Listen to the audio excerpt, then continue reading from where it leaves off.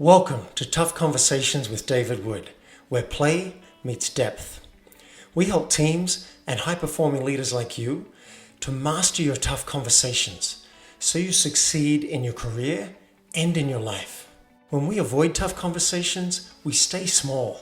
Teams stay disengaged, conflicted, and ultimately end up quitting. When we lean in and master our tough conversations, they become the defining moments that literally shape our careers, our relationships, and our lives. So let's dive in and master your next tough conversation so you can be the leader that you would follow. Let's play.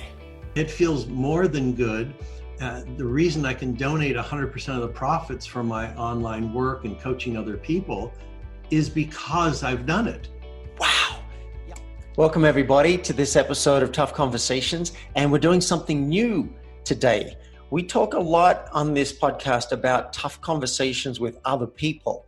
Today we're going to look at you having a tough conversation with yourself about your finances. And I'm looking forward to learning about this too. Firstly, welcome Rennie Gabriel. Thank you, David. I'm going to read your bio and then we'll get stuck into it. And I didn't even edit any of your bio because it's punchy, it's short and sweet, and I learned some interesting stuff about you.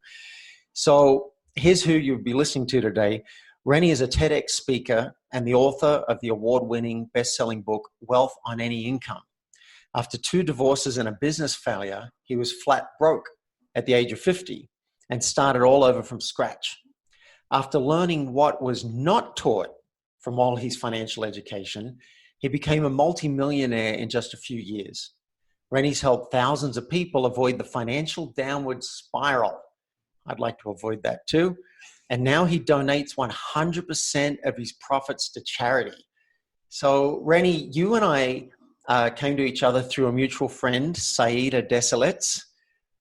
And any listeners, if you're interested in igniting your erotic passion, then go and Google Saida, S-A-I-D-A, and ignite your erotic passion. I love her. And I'm curious, how do you know Saida? We had met originally in a seminar put on by a gal named Laurel Langemeyer. Oh, yeah. Okay, so she teaches concepts similar to what I teach. So Laurel and I are aligned, and I've even coached some of her folks. But we met in that seminar probably about 6 years ago, 5 or 6 years ago. And Laurel asked people to find an accountability buddy because I say wealth creation is a team sport, not a solo sport, because it's good to have someone you can be accountable to.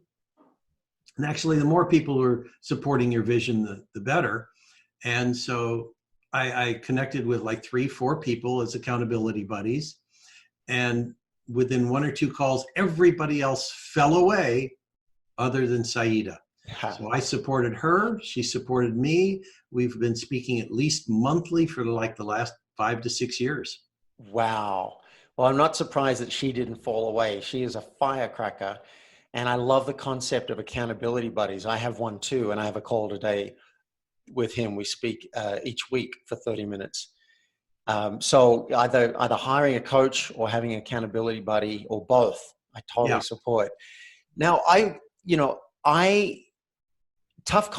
finances are a tough conversation for me. I don't mean to laugh, David, but financial conversations are tough for 90% of the population. So yeah, you're not an exception. Go ahead. Got it. So, one thing that's tough for me is the worry about like what's going to happen and will I have enough and will the business do well? And then I guess another tough conversation is probably, which I think we're probably going to get into, is like, am I taking care of my finances? What was your tough conversation around finances? It was having to admit that what I learned as a certified financial planner, chartered life underwriter, was not preparing me to be financially prosperous. I was able to earn a living and help other people be prosperous, but it's not something you can turn around and use and look at yourself very easily on your own.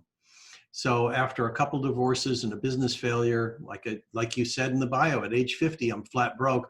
And I had to look at the situation and say, okay, generally people look to retirement at age 65. I don't even like that word, but we'll use it for this context.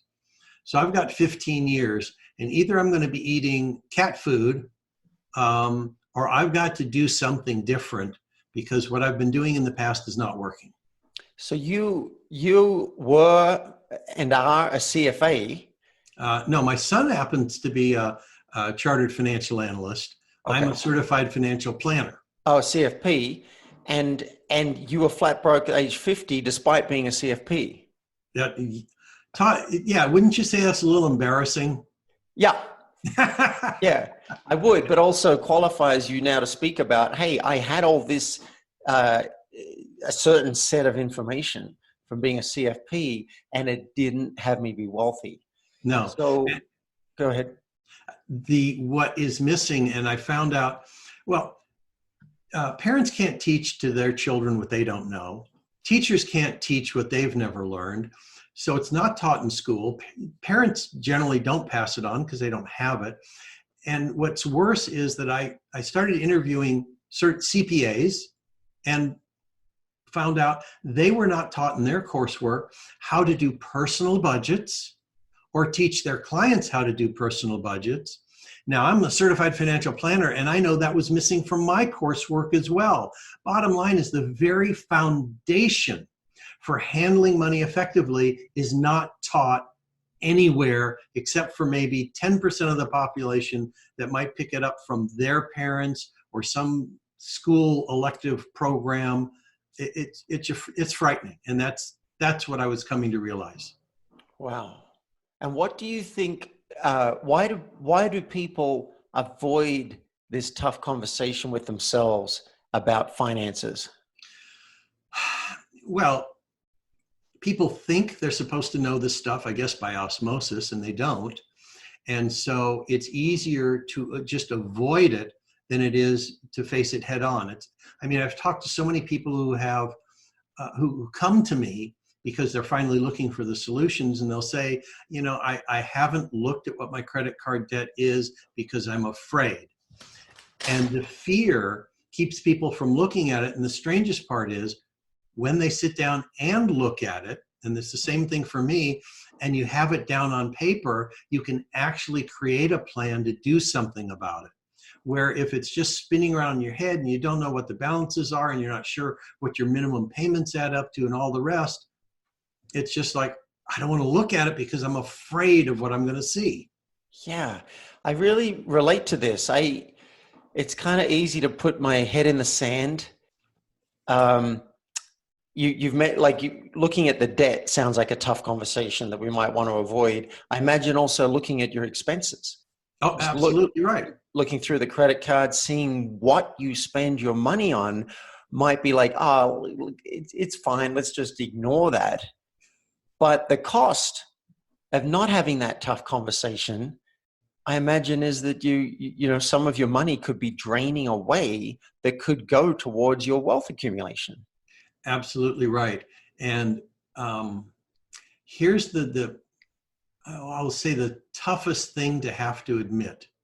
And I very rarely talk about this, but in the process of having to deal with this, I went into a program called Debtors Anonymous. It's literally a 12-step program for people who need to face their money issues in the same way someone finally has to admit they're an alcoholic. Right. And this is where I learned, really learned the basic concepts of how much income is coming in, where are you spending it. You don't have to do this alone. In the same way, in AA, you have a sponsor, you have other people who support you, you have meetings. I had it for handling money, which was Debtors Anonymous. Yeah.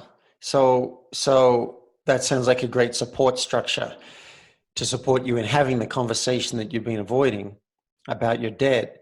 I'm making a list here because I really like looking at like what are the elements of this tough conversation that we avoid? So one is looking at your debt and facing up to that. Another one is looking at your expenses, seeing monthly, what do you spend money on? I imagine another tough conversation would be cutting those expenses. Yeah, it's a situation of the expenses fall into three categories. There are the fixed things, which could be rent, it could be a car payment, it could be whatever. There are the variable expenses, which are like the gasoline in your car, or the utility bills, or the phone bill. You're going to have them every month, but they can vary every month. And the third are the discretionary. This is, meals out, or going to the movies, or cable Amazon. TV. Amazon, you bet. That's my Achilles heel. I get it. And so it's really best to not look at those things by yourself. So when I say it's a tough conversation to have with yourself, it's really so much easier when you're doing it with someone else who's non-judgmental. And that's the key. Wow.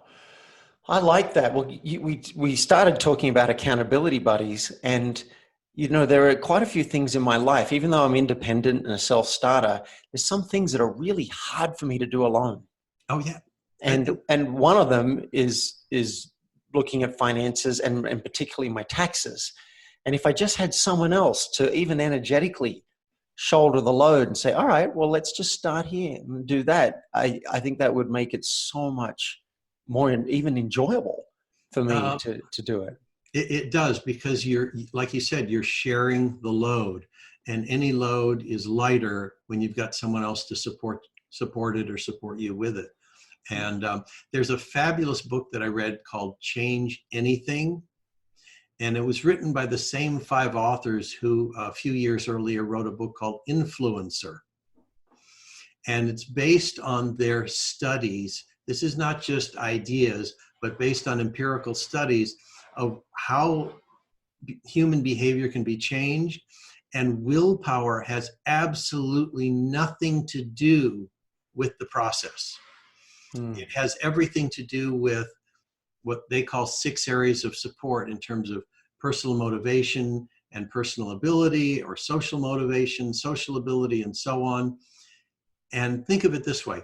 If you were in a rowboat and you want to get somewhere, and you sit on one side of that rowboat and you row in one direction, how far are you going to get? Not very far. Yeah, pretty much nowhere. You're going to just be going in circles. But if you've got 6 people in the boat and all 6 of you are rowing in the same direction, can you see how powerful that is in getting somewhere? And that's what this book, these 2 books both illustrate, is the power of changing any kind of behavior when you've got the support structure in place. Yes, you first have to have the conversation with yourself that's tough. Why do you want to make the change? What are your fears? What could happen if you don't, and stuff like that. And then you enroll people into supporting you. And you look around at who are your friends. Are they accomplices to your bad behavior? Or can they be supporters of the new you? And so anyway, these are crucial things to be looking at. Yeah, I'm glad you said it. I'm a big fan of support structures. I did a landmark education course a long time ago called Communication Access to Power. And what I learned is that relying on willpower is not very reliable, because it might be there one day and it might not be there another day. But if you set up structures, support structures for yourself, like a vision board, or like getting accountability buddy, or like getting a CFP, or hiring a coach, if you have a structure, I say to my clients, if my phone doesn't go off with a reminder, it's not going to happen for me. So one of my structures, and the reason I showed up for this call, is I put a reminder in the phone. So I really like that. So I want to get a sense, like for listeners who are listening to this, one of the things that I teach for tough conversations is work out the upside. Like, why would I even want to have this tough conversation? And then work out the downside. What's the risk? Which will tell me why I'm avoiding it. So let's do those perhaps in reverse order. The drawback of looking at my expenses and looking at my debt and creating a plan might be that I feel uncomfortable. It might be that I might get a sense of overwhelm. I'm just trying to get an idea of what might be going through someone's mind. I'm not going to be able to handle it, or I'm going to get bad news.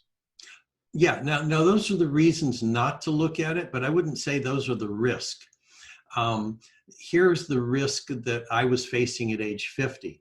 If I don't turn things around and get in some way out of the situation I've been in the past, then what I'm looking forward to, this is the risk, is a future where maybe I'm living in an apartment, maybe I lose my home, maybe I don't have enough money to go anywhere or do anything, maybe I'm not able to purchase proper groceries and I could be eating cat food. I mean, that kind of risk, that kind of fear is really what I was looking at, that transformed into the motivation of what do I need to do and how am I going to do it? Okay, so that's the risk of not having this tough conversation with yourself. Right. And the downside of having the conversation, I think it's important to acknowledge, you might feel uncomfortable or awkward for a while. You might feel a little bit overwhelmed. You might need to go and get some help. So that's the downside. The upside, what's the upside? If someone does have these tough conversations and gets a handle on this, what's possible? I'll tell you what's possible, but I also want to add embarrassment, because people feel they're supposed to know this and they don't. And can you imagine, with the financial education I had, not feeling competent? Yeah. So, I mean, the embarrassment is overwhelming. I'm a certified financial planner. You think I want to let anyone else know how bad I am with money? Right. Okay. Yeah. So embarrassment's a big block. Okay. So what's the upside? Well, here was the upside. I put into place a concept that's 5,000 years old, and almost everyone I talk to has heard of it. It's called pay yourself first. Maybe they've heard of it and they're not putting it into practice. Maybe they've heard of it and said, I've tried that before, I've done that. Or, maybe they haven't heard of it, or maybe they misunderstand it and think, well, that means when I get paid, I go out and buy my groceries or pay my rent. That's not paying themselves first. Okay. So the upside is I started doing this and paying myself first for every dollar that was coming in. After 3 years, I saved up $18,000. Here I am, 53 years of age, and I now have, $18,000. But what I did is I started leveraging that with a couple of other people. We made a down payment on a little multi-unit property, 3 units. And in the United States, we've got some advantageous tax laws when you buy real estate, in that if it grows in value and you buy something else like it, if you sell one and you buy something like what you sold with income producing real estate, you don't have to pay the capital gains taxes. You can have the gain and you can transfer it all to the new property. All right. So without getting too deeply into this, and we'll give people a link at the end, so if they want to go deeper into this, they can. I want to keep it at the meta level. What I'm hearing, tell me if I got this right. Number one, you have to pay yourself first so that you have some working capital. Absolutely. And then secondly, leverage that wisely, not dumbly, but leverage that so that your money can work for you and grow to be more money. Would that be right? Exactly. Absolutely right. So the money ends up producing the income, so you don't have to work to produce the income. That makes, it makes so much sense. And I think this should be taught in schools. I feel a little bit ripped off. Sorry, mom and dad, but I wished I'd been encouraged and taught to invest from an early age. But please don't blame your parents. How can they teach what they've never learned? Right. Understood. And I feel wistful and I wish. Wish. But as they say, the best time to plant a tree was 20 years ago. The second best time is today. Exactly. So what I'm getting from this, as I hear you talk about leverage, I think about the Monopoly game, Mm-hmm. and also the rat race. I like rat race as a game. If in Monopoly, if you don't invest, if you don't buy houses and buy hotels, you will be wiped out. Exactly. That's right. That's how it goes. And I was lucky that about maybe 10 years ago, I was having a beer in Australia and I was just saying, oh, I wish I had the time or the interest to go and look at property. I was just not interested, but I know it'd be really smart. If I did it, it would pay off over time. And a friend said, oh, I'll do it for you. Mm-hmm. I'll do it for you. And I'll take a percentage of the increase in the valuation after I renovate it for you. I'm like, see, that team sport. yeah. I'm like, really?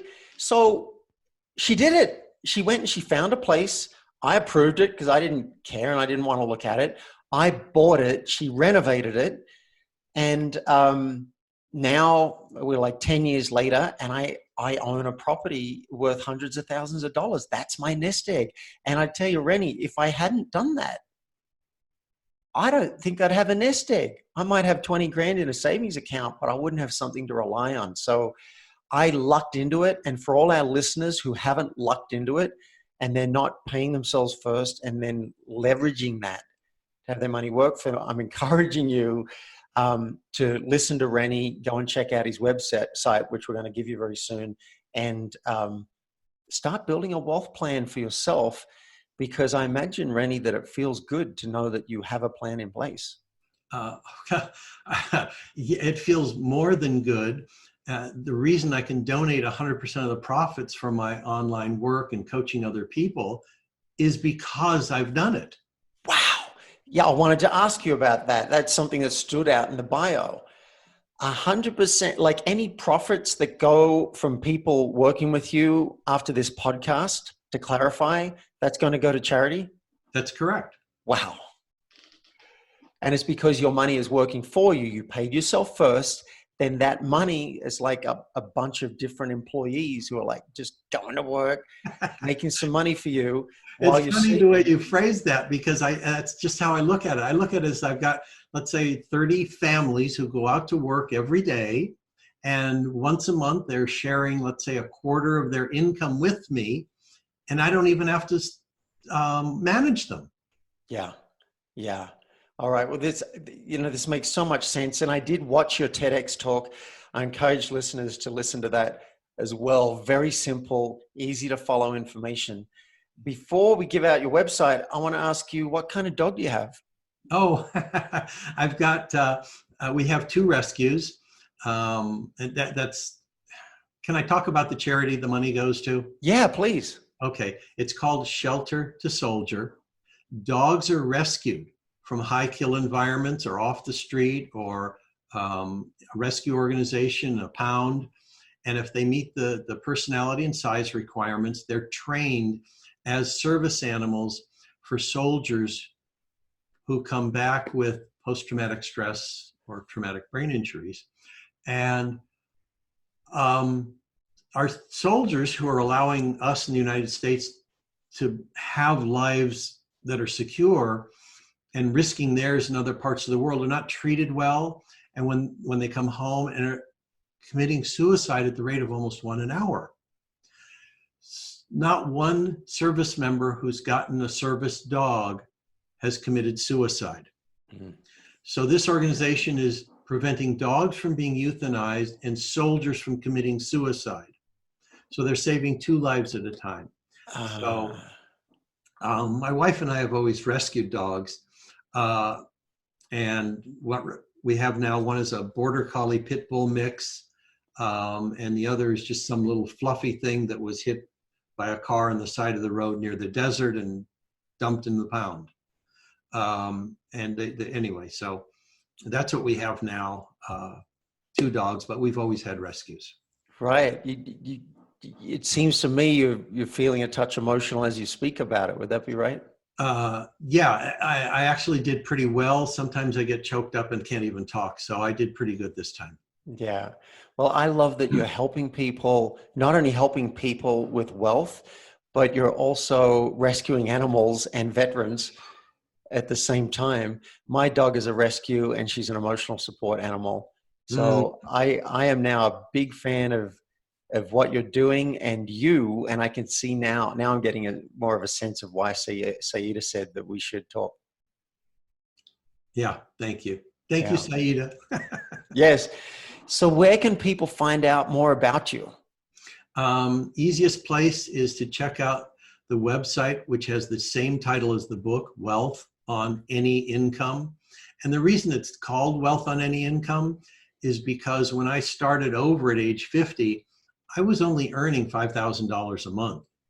I created a multi-million-dollar net worth by saving $500 a month. Wow. So that's why it's called Wealth on Any Income. Wow. I'm writing that down. It's inspiring to me. It's like, I can save $500 a month. Fantastic. Rennie Gabriel, thanks so much. Really appreciate you. Oh, thank you so much, David, for having me on. It's absolutely my pleasure. You've been listening to Tough Conversations with David Wood. Now it's action time. Mastering your tough conversations will have a major impact on your team, your company, and you as a high-performing executive or entrepreneur. If you're ready, request a discovery session with me at playforreal.life so we can transform your team, your company, and you. And if you've enjoyed this episode, I would love you to help me spread this message of tough conversations in a very simple way. Just leave a public review at playforreal.life/podcast.